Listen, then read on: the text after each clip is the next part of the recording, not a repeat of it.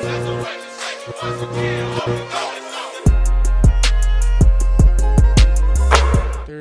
trade deadline this year is February 9th, so we're about a month away.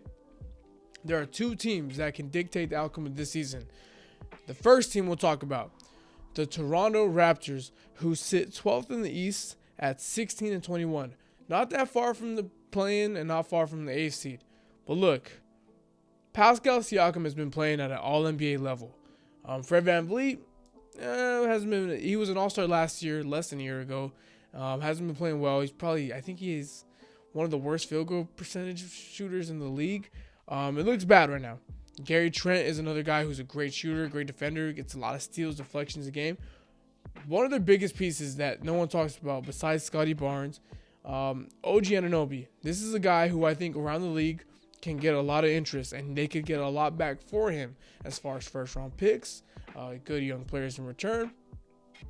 They have a lot of questions to answer. What I would do if I was in charge of the Toronto Raptors, I would sell high on Pascal Siakam. The Toronto Raptors are not a team that makes crazy trades. Pretty much the only trades they have made that have been really out of the spectrum, like, wow, this is a big move, is when they traded for Kawhi Leonard.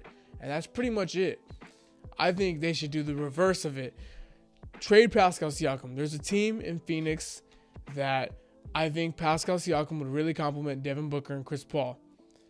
He allows them to play smaller, which they like to do sometimes. They can be very flexible. If they can get DeAndre Ayton, Cam Johnson, and multiple first-round picks, a lot of first-round picks, that'd be up to them and see how much they can get out of it. I would love to see a trade go down like that, or even out west. Also, with the Memphis Grizzlies, maybe you can get back a Jaren Jackson Jr. who's been playing like probably the defensive player of the year, or you can get a trade center around Desmond Bane, or you could just get a lot of first-round picks and some of the young guys on the bench, Zaire Williams, Brandon Clark. I think the Phoenix Suns trade would be perfect in my eyes. I think also if you were to try to get what you can from Fred VanVleet, he's on an expiring deal that he can opt into for next year. If you can get maybe a first-round pick out of him, a young rotational player, go ahead. If I had to guess, if Fred VanVleet were to be traded, there are two teams I see him going to. Number one, the Washington Wizards. The Wizards have a lot of expiring contracts in Monte Morris, Will Barton. Who else? There's someone else. I think Rui Hachimura is going into the fourth year of his deal where he can be up for a contract extension or will be a free agent in the offseason.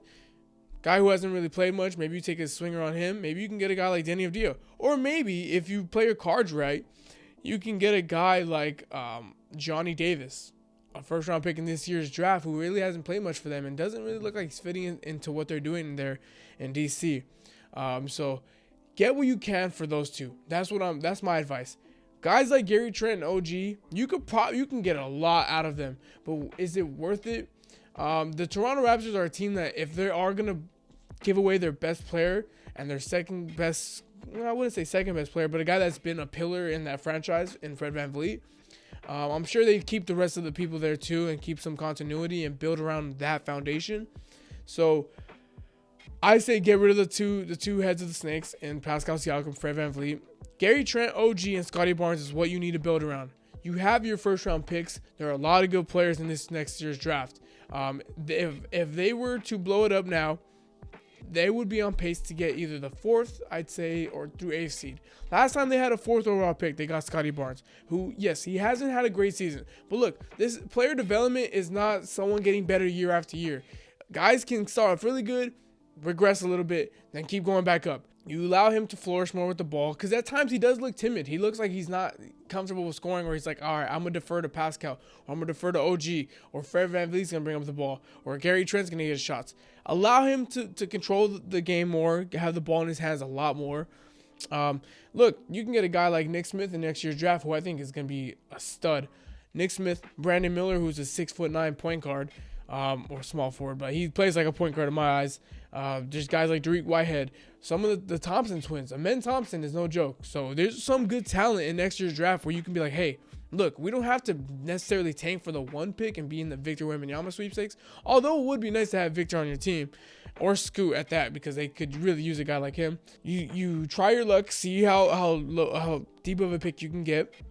and build around what you get from there. And I don't think anyone will blame them. And look, Toronto, I think they would understand. And yeah, I think you've hit your ceiling with this team. I mean, look, if you want to complement what you have in Pascal Siakam and OG and Scotty Barnes, one of those 3 players has to be traded. I mean, if you want to keep Pascal and Scotty, you have to trade OG.